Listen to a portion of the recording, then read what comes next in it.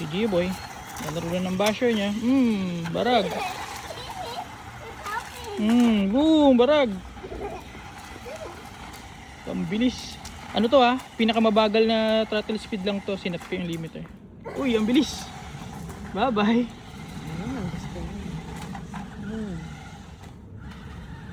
Oh, reverse.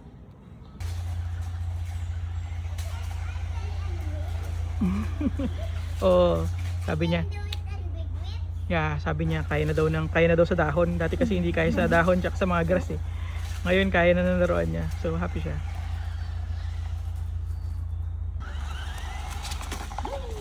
Bibilisan ko pa yung speed lang. Up, oh, huwag ka lumapit kasi baka masaktan ka.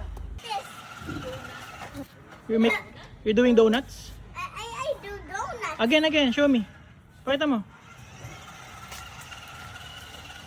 Bye-bye.